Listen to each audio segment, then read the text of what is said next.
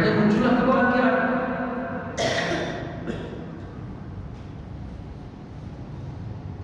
Apakah semua orang bakal bahagia dengan kehadiran Ramadan? Belum tentu tadi.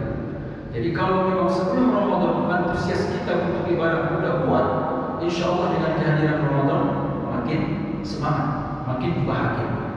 Yang kedua, Rasul sampaikan dalam sabdanya, "Isra ini farhatan, farhatun 'inda al-iftar, wa farhatun 'inda liqa'i rabbih." Bagi orang yang berpuasa, dia akan merasakan dua kebahagiaan. Bahagia saat berbuka puasa dan bahagia saat bertemu dengan Allah Subhanahu wa taala. Nah, memang betul bahagianya saat makan yang berbuka puasa. Kita mau makan kan udah sering, tetapi berbeda dengan makannya orang yang mau buka puasa. Tentu bahagianya berbeda. Nah, yang kedua, bahagia saat bertemu dengan Allah Subhanahu wa taala. Apakah di Ramadan kita punya kesempatan untuk bertemu dengan Allah? Satu makna daripada hadis ini bertemunya adalah di surga, yakni setelah kita sudah masuk surga. Tapi makna lain, di Ramadan kita juga punya kesempatan banyak untuk bertemu dengan Allah Subhanahu wa taala. Tapi pertemuan yang dimaksud tentulah bukan pertemuan fisik dengan zat, tapi pertemuan fisik kita sebagai hamba dengan rahmatnya Allah Subhanahu wa taala. Kapan kita bertemu dengan Allah? Saat kita ibadahkan, kita sebenarnya, kalau Imam Al-Ghazali sampaikan, seolah-olah berada di seolah-olah berada di telapak tangannya Allah. Tuhan tak punya tangan, apalagi Tuhan tak punya telapak tangan. Tapi saking dekatnya, seolah-olah kita sedang berinteraksi dengan Allah. Dekatnya antara kita berada di telapak tangan Allah. Nah, di bulan lain tak banyak waktunya untuk dekat dengan Allah itu, hanya tertentu saja. Tapi di bulan suci Ramadan, dari mulai terbit fajar sampai terbit lagi, itu waktu pertemuan dengan Allah Subhanahu wa taala. Nah, yang faham tentang pertemuan dengan Allah pasti senang dengan kemunculan bulan suci Ramadan. Nah, kita urai dari bulan Rajab kemarin. Bapak Ibu hadirin jemaah yang dimuliakan Allah Subhanahu wa taala, kita tadi sampaikan bahwa di bulan Rajab sudah mulai untuk menata diri secara personal. Apa itu? Dari isyarat perjalanan atau peristiwa Isra wal Mi'rajnya Nabi. Nabi Muhammad SAW intinya mau bertemu dengan Allah untuk mendapatkan perintah puasa tadi, bertemu dengan Allah. Namun proses pertemuan itu, kalau saja Allah mau, tak perlu ada perjalanan, tak perlu adanya mulai dari Masjidil Haram ke Masjid Aqsa dengan pulau misalnya, dari Masjid Aqsa ke langit pertama, kedua, ketiga sampai seterusnya, tak perlu, langsung saja Allah perintahkan ketika Nabi berbaring di Hijr Ismail misalnya, bisa ada. Jangankan untuk sebatas itu, untuk menciptakan manusia saja mudah sama Allah. Tapi kenapa proses itu masih ada? Itu tadi untuk mengajarkan kita sebagai umat, bila ingin bertemu dengan Allah Subhanahu wa taala, ada proses perjalanan yang harus ditempuh, sedikit demi sedikit atau satu persatu. Apa itu? Yang pertama, Nabi mengajarkan sebelum bertemu dengan Allah mesti tazkiyatun nafsi, artinya membersihkan hati. Nabi Muhammad SAW dikunjungi oleh malaikat dan memberitahu, engkau akan Isra wal Mi'raj malam ini. Tapi sebelumnya ayo kita ke sumber Zamzam. Dada Nabi dibelah, hatinya diambil dan disiram dengan Zamzam. 3 kali siram. Sebenarnya hati Nabi sudah bersih. Di usianya 5 tahun dulu kan sudah pernah dibelah. Tapi kenapa dibersihkan lagi?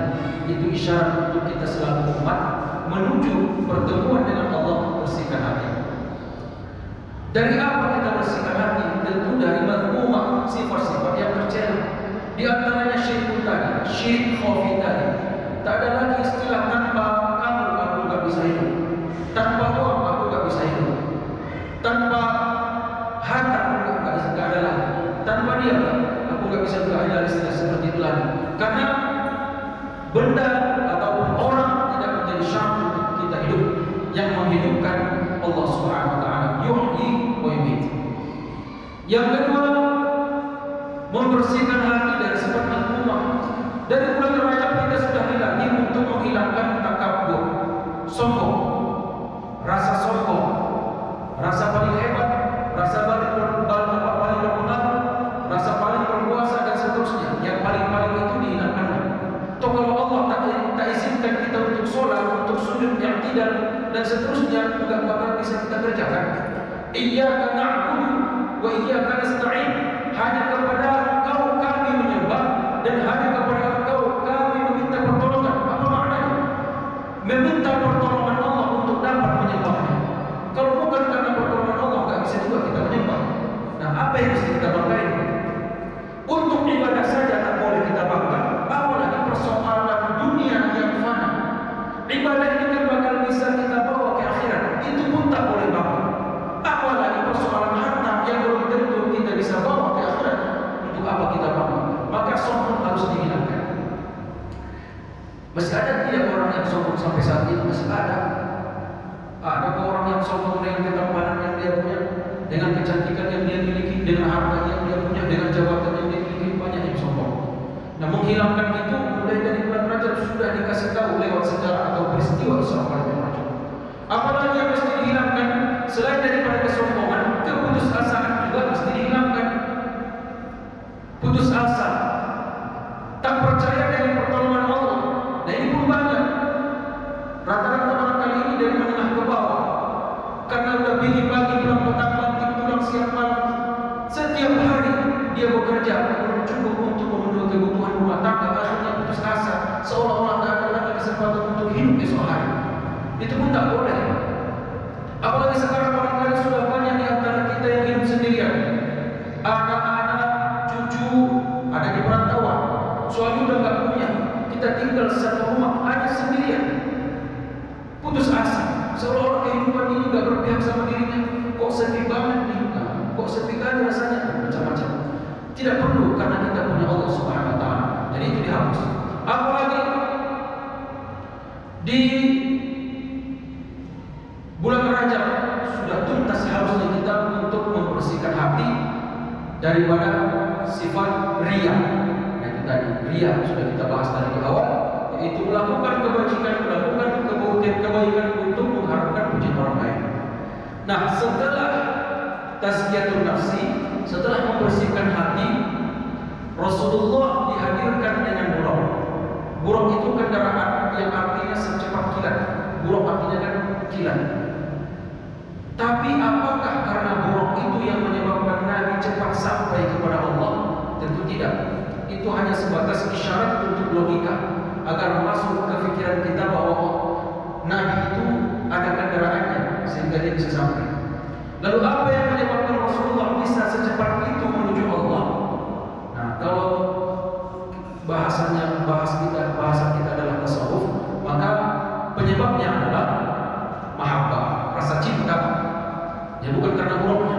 Istilah buruk itu adalah peristiwanya, tapi untuk isyarat untuk kita pelajari sebagai umat adalah rasa cinta. Nabi Muhammad selesai membersihkan hati, setelah dibelah dadanya, dibersihkan, disiram dengan zam-zam, dimasukkan kembali, dimasukkan rasa cinta yang mendalam kepada Allah Subhanahu wa Ta'ala. Dan tentu kita faham terkait dengan cinta. Cinta ini luar biasa. Bahkan orang bilang kalau sudah cinta, gunung pun bisa didaki, lautan bisa diseberangi. Saking hebatnya cinta. Walaupun cinta itu berbeda-beda, kan ada cinta sama anak, ada cinta sama suami, ada cinta sama istri dan seterusnya. Tapi cinta yang hakiki yang dimaksudkan adalah cinta kepada Allah Subhanahu wa Ta'ala. Udah cinta belum sama Allah? Nah, bagaimana buktinya bahwa kita cinta sama Allah? Kita bisa analogikan dengan cinta kita kepada sesama makhluk. Mungkin Bapak Ibu masih ingat dulu sewaktu kita pubertas pertama sudah mulai suka kepada lawan jenis. Yang kita sukai itu jangankan melihat fisiknya, melihat bajunya saja sudah terbersit dalam hati. Ada getaran di jiwa. Pernah Ibu alami, Bu? Pernah ya? Enggak pernah ya? Saya pernah dulu waktu SD, tapi orangnya sudah meninggal. Waktu dulu lah ya. Ya, baru pubertas kedua barangkali sebelum menikah, melihat calon istri saya dulu terasa di hati kan begitu, terdetak di hati. Berarti ada perasaan kan? Itu analoginya kita bisa buat untuk perasaan kepada Allah. Makanya dalam Al-Quran, idza dzukirallahu wajilat qulubuhum, idza dzukirallahu wajilat qulubuhum.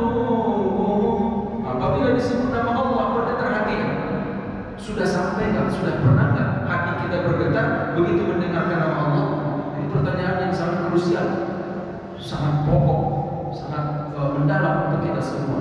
Kalau kita dengarkan nama Allah disebutkan sering, paling tidak 5 kali sehari semalam, Allah.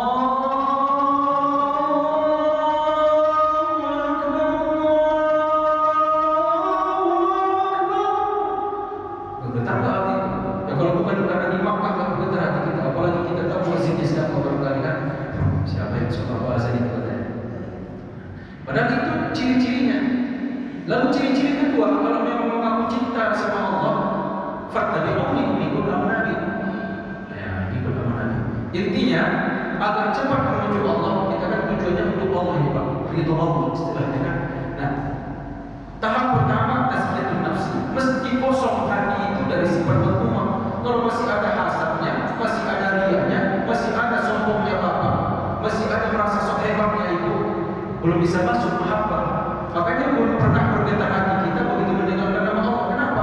Masih kotor tuh hati. Masih kotor hati. Jadi kalau udah bersih itu masukkan mahabbah. Setelah mahabbah udah masuk, cinta sudah masuk, dia menggebu-gebu, rasa rindu kan muncul. Dia pengen bertemu, dia pengen cepat-cepat saja bertemu sama Allah Subhanahu wa taala. Nah, setelah itu isyarat perjalanan Nabi Muhammad SAW lewatlah dari langit pertama hingga ke-7 bertemu dengan